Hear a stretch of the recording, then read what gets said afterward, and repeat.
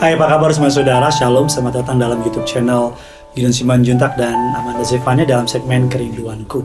Sebelum kita masuk lebih dalam, mari sama-sama kita mau tundukkan kepala, kita mau bersatu di dalam doa. Kami bersyukur untuk kasih setia dan anugerah-Mu dalam hidup kami.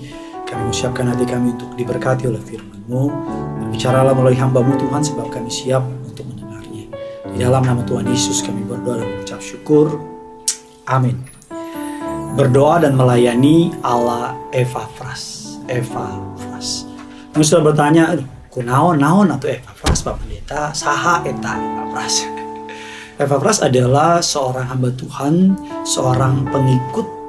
Beberapa orang mengatakan dia disebut sebagai pengikut Kristus. Kita baca ayatnya Kolose 4, 12-13. Salam dari Epafras kepada kamu. Ia seorang dari antaramu, hamba Kristus Yesus, yang selalu bergumul dalam doanya untuk kamu, supaya kamu berdiri teguh sebagai orang-orang dewasa dan yang berkeyakinan penuh dengan segala hal yang dikehendaki Allah. Sebab aku dapat memberikan kesaksian tentang dia, ini kata Paulus, bahwa ia sangat bersusah payah untuk kamu, untuk mereka yang di Laodikia dan di Hierapolis. Sejumlah ahli Kristiani percaya bahwa Epafras adalah murid Yesus oleh pelayanan Paulus di kota Efesus.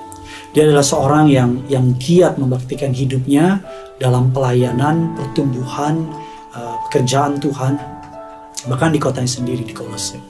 Banyak jemaat di Kolose mengalami masalah karena pelajaran atau pengajaran yang tercampur aduk. Banyak yang mengembara tak jelas dalam iman mereka, dalam keyakinan mereka, seperti bangsa Israel di padang gurun. Dan saat itu terjadi, Epafras tidak tinggal diam. Dia berdoa sungguh-sungguh dan bekerja keras bagi orang Kolose, Laodikia, Hierapolis. Dia menjadi teladan yang luar biasa bagi iman Kristen. Dan dia benar-benar mengusahakan pertumbuhan dan kedewasaan rohani orang-orang di kotanya.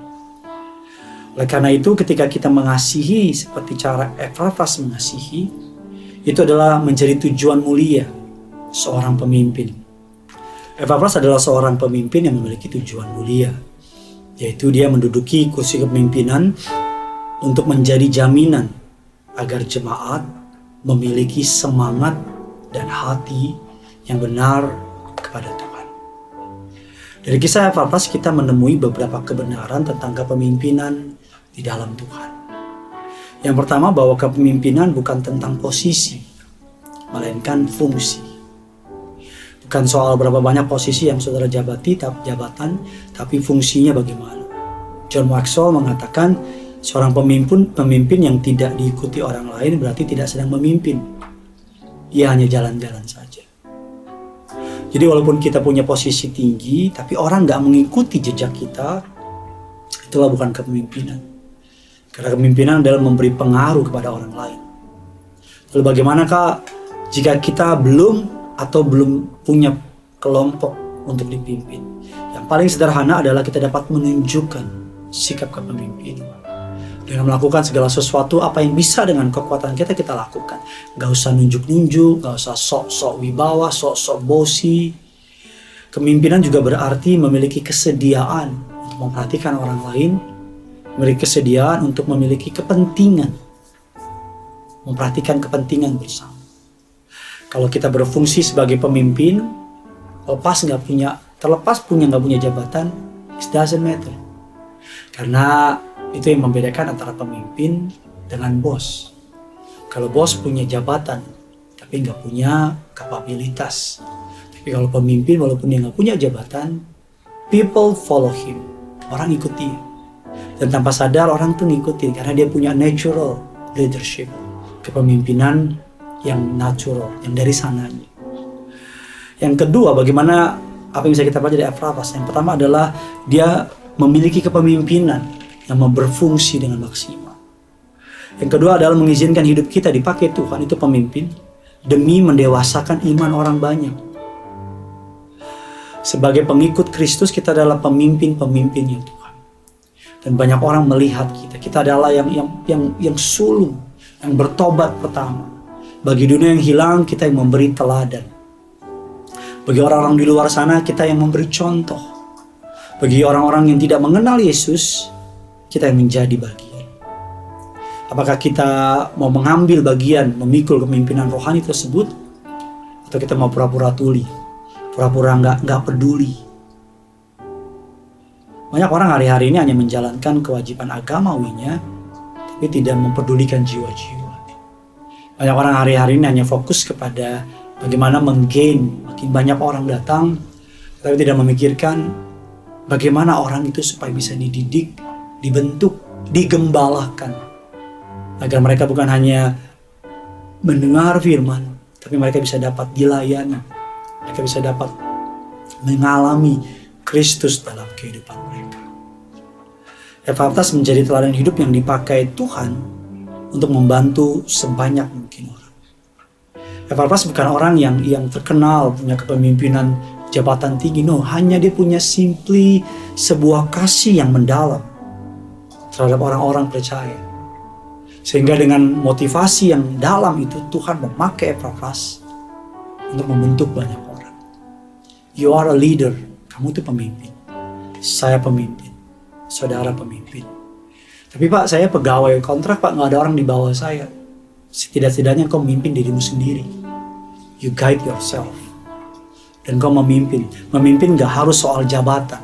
Gak harus soal posisi, tapi seringkali mengenai sebuah keyakinan bahwa kita dapat memberi sesuatu kepada orang lain. Kita dapat memberikan sesuatu, kita bisa membawa dampak bagi orang lain. Kehadiran kita, garam dan terang dunia, membuat perbedaan. Kehadiran kita dapat dirasakan. Ketidakhadiran kita dinanti-nantikan orang. Kalau kita hadir, mereka bilang, aduh seneng banget dia datang. Berarti kau pemimpin. Kau membuat dampak. Tapi kalau engkau tiba-tiba tidak hadir, tidak datang, orang bilang, aduh kemana ya dia ya, aduh gue kangen sama dia, karena kehadirannya itu tuh gimana gitu, rasanya tuh gimana gitu, gimana ya pokoknya gimana gitu. Karena ketika kita menjadi pemimpin, menjadi teladan, kita menyadari kita memiliki tanggung jawab kepemimpinan dalam iman kita kepada Kristus, maka kita akan mulai bersikap sebagai seorang yang takut akan Tuhan, memimpin orang, peduli kepada orang lain. Sehingga saudara-saudara seiman dapat melihat dan dapat mencapai kedewasaan rohani. Dan di dalam dia, namamu Tuhan pakai untuk menolong banyak orang. Dan akhirnya banyak jiwa dimenangkan. Selamat menjadi pemimpin, apapun posisimu sekarang, dimanapun keadaan. Ada nggak ada orang yang kau pimpin? Pimpin dirimu, jadi berkat buat orang lain, bantu orang lain. Dan kau akan melihat Tuhan akan mengirim jiwa-jiwa kepada saudara untuk kemuliaan bagi namanya. Terpujilah nama Tuhan yang telah memberkati saudara dan saya pada hari ini. Terus kolom komentar di bawah, agar aku menjadi pemimpin yang memberkati orang lain. Sekalipun kau pegawai kontrak dan sebagainya, dia akan mengangkat engkau dan memuliakan namanya. Jangan pernah lupakan ini, yang punya surga, crazy in love with you. Mari sama-sama kita mau datang sama Tuhan. Kita bawa hidup kita dan penyembahan kita kepada-Nya. Haleluya.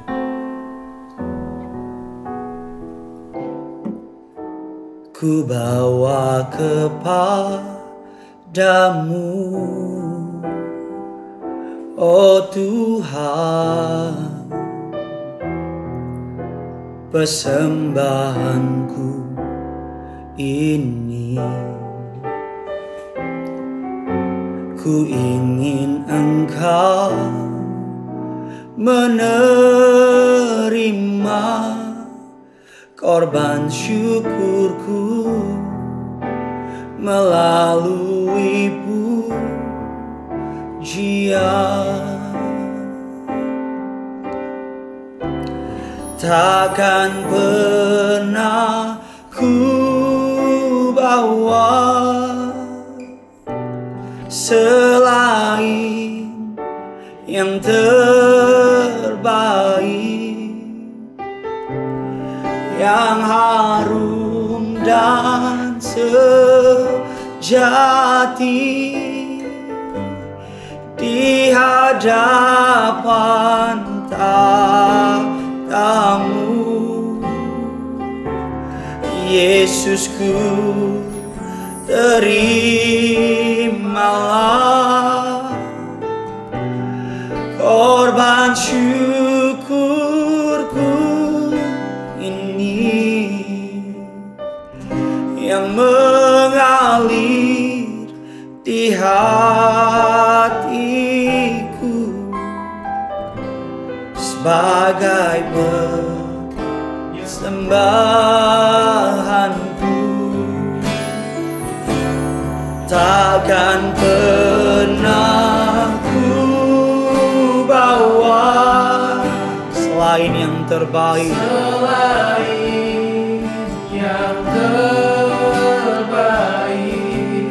yang harum dan sejati,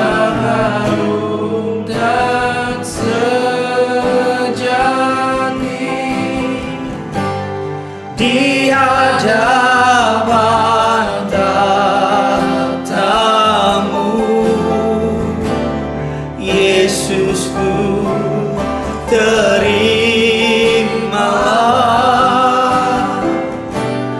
korban syukurku ini yang mengalir di hatiku sebagai penyembah.